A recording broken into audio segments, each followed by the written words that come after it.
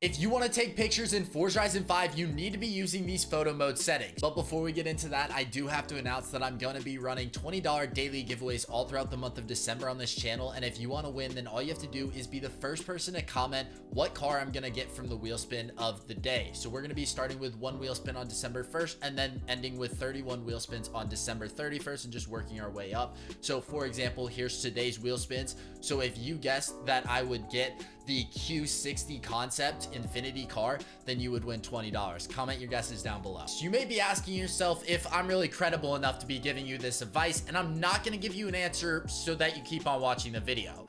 But I did get a 100 on a picture that I turned in for an art assignment in high school, and I bought a camera during Black Friday, so that's gotta count for something. Now anyways, here are the best settings that you need to be using in Forza Horizon 5's photo mode. So I went ahead and took the picture that we wanted to work with, and I want to get a bit of a challenge, so I did take it at night, and this is just going to affect mainly our exposure settings, so keep that in mind. But first, you're going to see that you have presets. I always keep this on custom, but of course, if you want to change it, feel free to. But since we're changing the settings to get the best settings, I'd leave it on custom. For shutter speed, this will mainly just make a blurry background, and I don't really like the blurry background feel, so I always just put my shutter speed at 0. For focus mode, I put it on tracking. You either have the option between tracking or panning, but I really like tracking when I'm taking my photos because it works for the most of them. For focus, you don't have to touch this because we're going to be using the autofocus feature where you just press X, but don't do it while you're in the photo mode settings because this will actually reset to default, as you guys can see on the screen right now.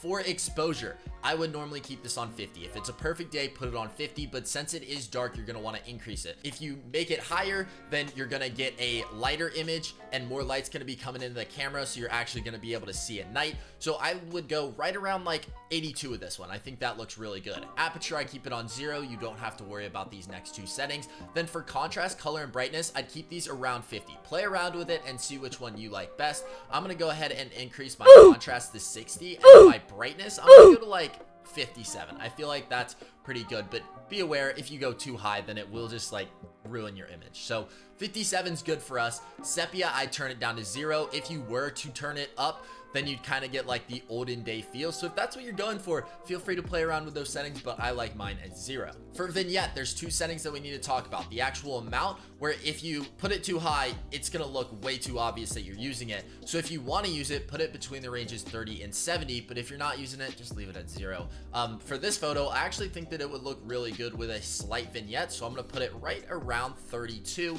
And then if you guys want to change the vignette style, then you can press RB on your controller and you guys can see that it is changing it. I like this one right here where it's on the top and the bottom, so we're gonna go with that one. And then for temperature, I'd leave this on 50. If you turn it up, then your image is gonna turn more yellow. If you turn it down, then your image is going to get more cool, but I like it right in the middle, right at 50. I don't really mess with this setting at all. And then you have 4 settings right here. You got car lights, you can either disable them or enable them. I like them enabled. You got drivers, so the driver in the car, I'd leave this enabled. Crowd, I'd leave it enabled. And then creatures, I would definitely leave this one enabled because you can take some crazy photos with the wildlife.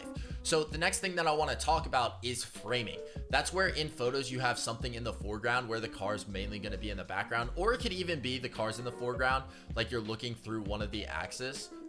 Just like I'm trying to do here, like something like that. But for my personal opinion, I like to have an object in the foreground and then my car in the background because it like looks like the car's in nature and it's not us driving. So I'm gonna use this light right here. We're gonna go ahead and put this on the left side of our screen, and then we're just gonna focus so that it's all the way like to the top.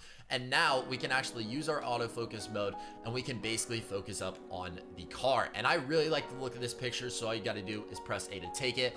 Let me know if you guys like this video, and also drop your guesses for what car I'm gonna be spinning in tomorrow's wheel spins, and I'll see you guys in that video. Peace out.